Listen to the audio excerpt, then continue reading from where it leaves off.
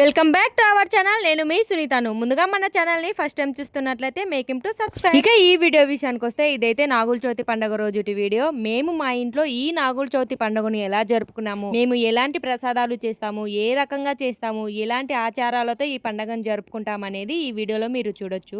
ముందుగా ఈ రోజు ఉదయాన్నే లేస్తానే ఇల్లంతా క్లీన్ చేసుకోవాలి. మేమైతే ఈ పండుగ రోజు ఇంట్లో ముగ్గు అయితే వేయము, మా పక్క ఇలాగే చేస్తారు.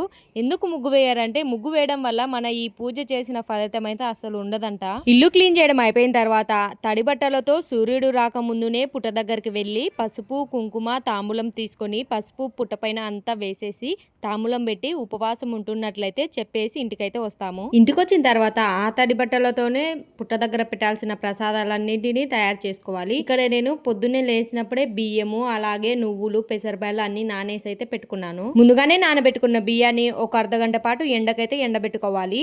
ఇలా ఎండబెట్టుకోవడం వల్ల పిండి అనేది చాలా మెత్తగా వస్తుంది. అర్ధగంట కంటే మళ్ళీ ఎక్కువసేపు పెట్టకూడదు, పిండి బరకగా అయిపోతుంది. ఇక్కడ నేను చలివిడి అయితే చేస్తున్నాను. చలివిడి కోసము ముందుగానే ఆరబెట్టుకున్న బియ్యాన్ని మెత్తగా బియ్య పిండి అయ్యేంత వరకు మిక్సీలో వేసుకున్న తర్వాత ఆ బియ్య పిండిలో కొంచెం కొంచెం బెల్లం వేసుకుంటూ దంచుకోవాలి. మిక్సీకి కూడా వేసుకోవచ్చు, కానీ మిక్సీకి వేసుకుంటే ఏంటంటే కొంచెం లూజ్ అయిపోతుంది, తినడానికి అంత మంచిగా ఉండదు. ఇలా దంచిన చలివిడి అయితేనే చాలా బాగుంటుంది, తినడానికి కూడా అమ్మవారి పెట్టడానికి కూడా. ఇప్పుడైతే ఇంకా ప్రసాదాలన్నీ చేయడం అయిపోయింది. ఇంకా పుట్ట దగ్గరికి వెళ్ళడానికి నేను పిల్లలైతే రెడీ అయిపోయినాము. కాళ్ళకు పసుపు పట్టించుకొని నేను చేసిన ప్రసాదాలన్నింటినీ ఒక పరాతంలో పెట్టుకొని ఇంకా పుట్ట దగ్గరికి అయితే బయలుదేరుతున్నాము. ముందుగానే చెప్పినా కదా, ప్రసాదాలకు మాత్రము పెసరబ్యాళ్ళు చలివిడి నువ్వులుండలు అయితే చేసినాను.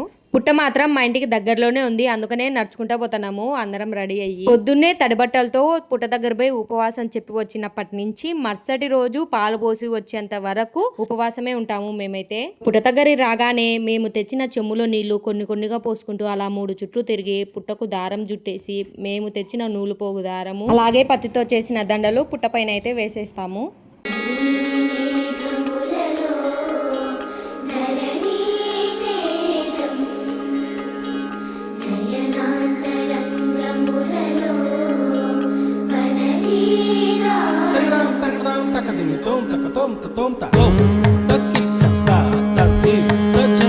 ఇంకా ఇప్పుడైతే మేము పుట్టకు ప్రసాదంగా తెచ్చిన నువ్వుల పిండి చలివిడి పెసరబ్యాళ్ళు ఇంకా ఏమైనా పండ్లు తెచ్చి నింటే అవన్నీ దేవుడి దగ్గర అయితే పెట్టేస్తాము. ఫస్ట్ 3 తమలపాకులు పెట్టి ఆ తమలపాకుల పైన మేము తెచ్చిన ప్రసాదాలన్నిటిని అయితే పెట్టేస్తాము. ఫస్ట్ నేను పెట్టడం అయిపోయింది, ఇప్పుడు మా పిల్లోళ్ళు అయితే పెడుతున్నారు.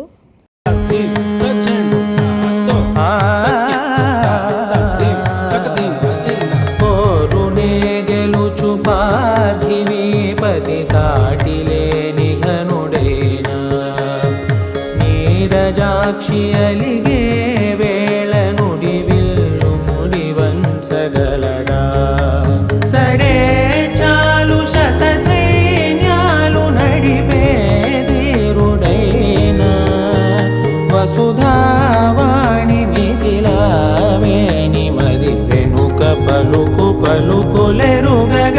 ఇక పూజ అంతా అయిపోయిన తర్వాత టెంకాయ కొట్టి అలాగే హారతి కూడా ఇచ్చేసి తర్వాత ఆ దేవుడి దగ్గర పెట్టిన నైవేద్యాలను ప్రసాదంగా అయితే తింటాము.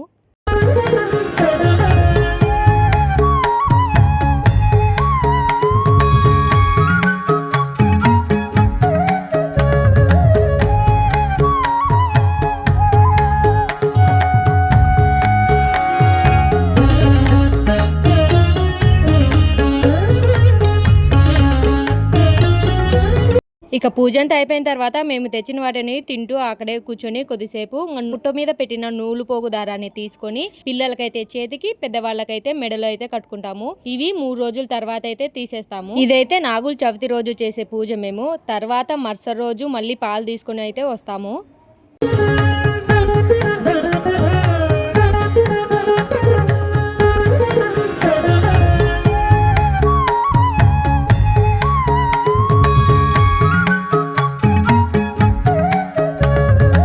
ఇప్పుడైతే నాగుల చవితి అయిపోయిన మరుసటి రోజు అంటే నాగుల పంచమి రోజు మళ్ళీ పొద్దున్నే లేసి దేవుడికి పళ్ళెం వేయడానికి పులగము అలాగే శనగకారం చేసి పాలు ఎత్తుకొని మళ్ళీ పుట్ట దగ్గరికి అయితే వస్తాము.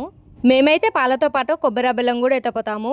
మేమెత్తపోయిన కొబ్బరి బెల్లము అలాగే పాలు అన్ని పుట్టలో పోసేసిన తర్వాత ఇంటికైతే వస్తాము. ఇక్కడ మా బుడ్డోళ్ళు ఇద్దరు నేను పోసానని కొట్టుకుంటున్నారు. కొద్దిసేపు ఇచ్చిన వాళ్ళకు కూడా చెరుసగం పోయండి అని ఆయన కూడా కొట్టుకుంటున్నారు. ఎప్పుడు చూడు కొట్టుకోవడమే వాళ్ళకి. ఇంకా పుట్టలో పాలు పోసి ఇంతటితో ఒక్క పొద్దు అయితే అయిపోతాదని చెప్పేసి ఇంటికైతే వస్తాము. ఇంటికి వచ్చిన తర్వాత మళ్ళీ దేవుడికి పులగము చెనక్కాయల కారం పళ్ళెం వేసుకోవడంతో ఇంతటితో ఈ ఉపవాసం అనేది ముగుస్తుంది. ఈ వీడియో మీకు నచ్చినట్టయితే లైక్ చేయండి. ఇంకొక వీడియోతో మళ్ళీ కలుద్దాం.